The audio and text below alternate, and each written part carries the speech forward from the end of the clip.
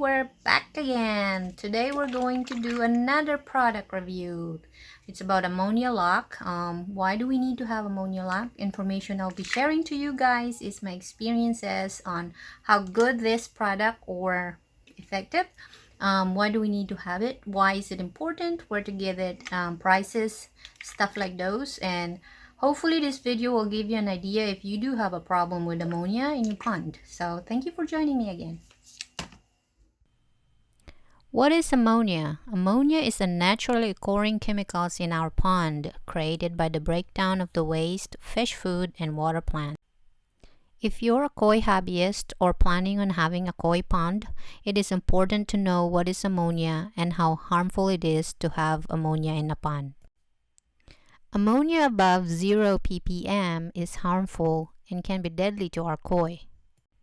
I recommend for you to test your water, especially if you're just starting your pond, and have you a test kit. It's very useful and handy. Keep in mind that high ammonia and high pH is disaster in our pond. So always test your water and monitor it. If you're wondering what's the best test kit to use, I have a separate video for that and you can check it out. If you have ammonia in your pond, it is assumed that you are overfeeding your koi and you do not have enough bacteria in your filter that breaks down the waste. As a koi hobbyist, we tend to overfeed them. So if you're like me that like to give them treats, you feed them shredded lettuce, watermelons, make sure to take out those pieces of treats that are not eaten, because those contribute ammonia level. So what do you do if you have ammonia in your pond? You can use the ammonia remover or the ammonia locked. This does not remove the ammonia. I repeat, this does not remove the ammonia. It only converts the harmful toxic version of it and convert it to non-toxic.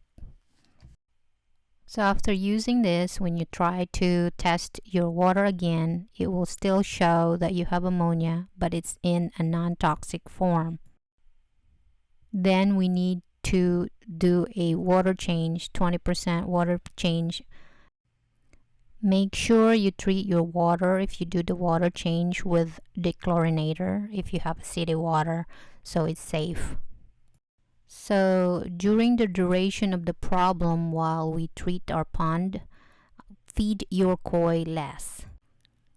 Ammonia should be naturally broken down by bacteria, so if you have a ammonia, means you have an immature biological filtration. That's why it's very important to have a good mature filtration, so we're not going to have this problem. So let's talk about the signs of ammonia so you'll be alert on what to do. So fish may appear weak and lay down at the bottom. They tend to group in a corner. They also have purple, red, or bleeding gills, and they may clump, may appear darker in color. Also in their fins, it can have a red striking colors in it. And sometimes they also gasp for air and go to the surface. This is one of the koi that has a ammonia burn. So my experience before, when I had the ammonia, my fishes tend to go on the bottom and they are in groups in the corner. They're burned, their skin are red, and I had 15 that died. So the ammonia lock is really important to end the suffering of our fishes, especially when they are burned. You don't want to continue their suffering. Even though the ammonia lock is really effective, it can be also pricey. For a 16 ounce, it's $10 and it can only treat to 900 gallons. And you're supposed to treat it every 2 days until ammonia is not detected. I have 6,000 gallons. So what I did is I removed my fishes and put them in a hospital tank, which is a showcase tank that I use. This showcase tank is very handy. I have a 350 gallons and it's easier to treat that way, and it's cheaper because you only have 350 gallons to treat. So the remaining survivor, I transfer them to the hospital tank. I use the same water, the pond water, which got the ammonia, but I treat it with the ammonia locked. And I also added a Melaflex because they have burn and have infection. The Melaflex promotes healing and repair the damage of the fins and the open wounds, and it's just calm them down. So again, a good filtration is very important. So while I was treating them in the hospital tank, I'm also treating my pond.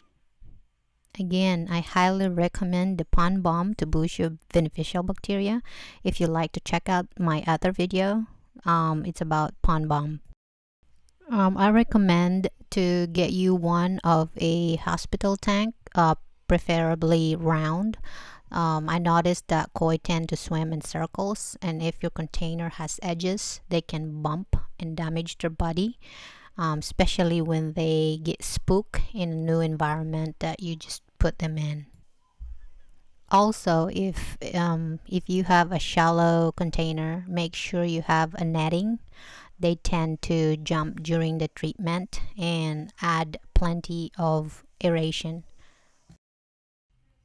So let's conclude our video today. Good biological filtration is very important. Test your water always and have your test kit handy. Get your medication handy in case something happened, you have it in hand. Make sure you have 0 ppm ammonia, and if ammonia is present in your pond water, go ahead and treat it. Do not overfeed your koi, and do a water change. Research, research, research. Let's make our baby happy, and I hope that this video is of use to you, and I'm hoping that you are not going to have this issue in your pond. Thank you for joining me today. Don't forget to like and subscribe. You can also follow me on Facebook, JJ Britton, and you can check out the description down below. I have some link if you would like to buy some art products that I did. So thank you and have a good day.